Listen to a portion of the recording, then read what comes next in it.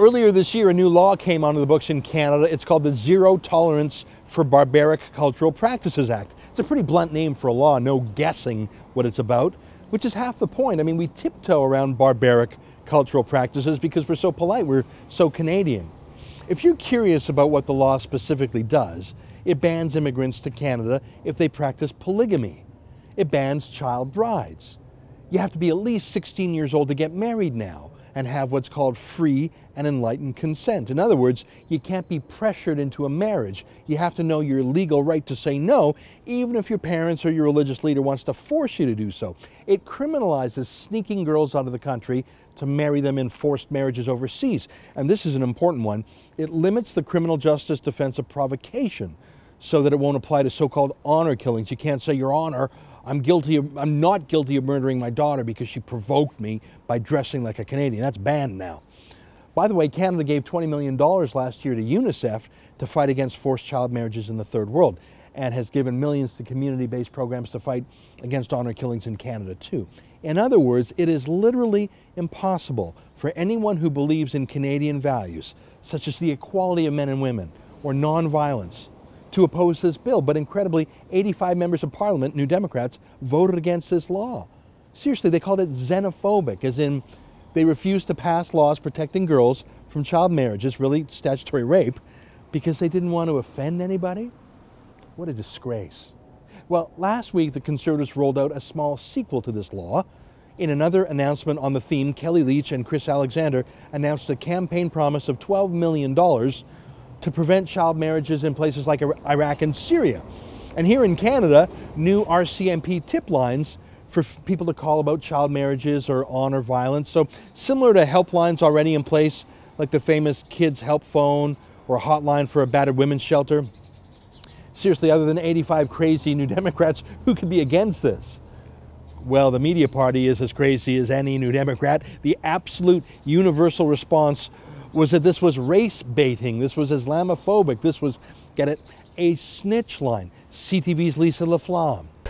On the campaign trail today, the Conservatives said they'd put $12 million toward preventing child and forced marriages in war zones and would create a snitch line in Canada for people to report to the RCMP what were described as barbaric cultural practices in Canada. If elected, the Conservatives today vowed to set up a snitch line to report barbaric cultural practices.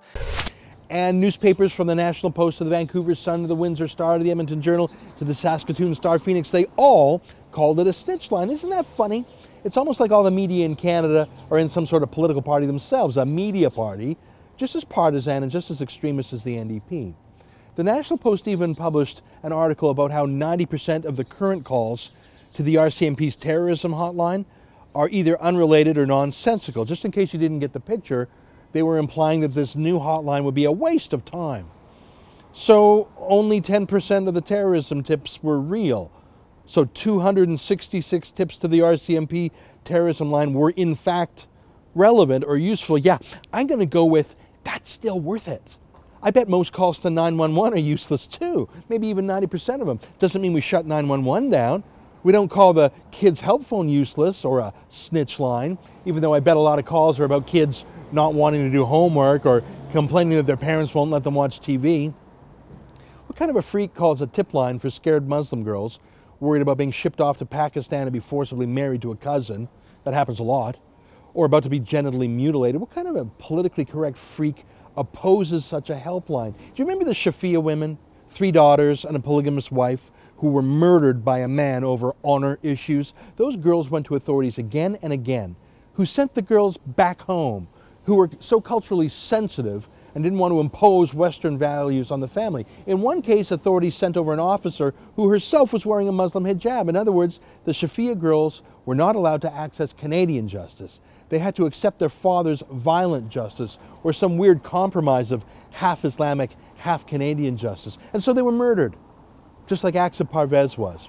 Those Shafia girls were desperate for help, but they're called snitchers by the white liberal media? Do you think a regular white battered women's shelter and its helpline would ever be called a snitch line?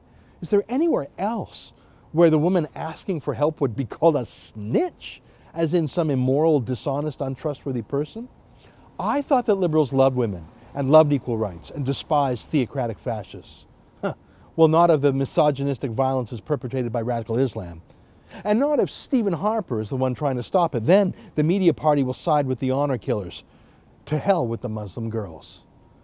For TheRebel.media, I'm Ezra Levant. Ow! We're building a studio. Help us out. Click here or visit buildthedream.ca.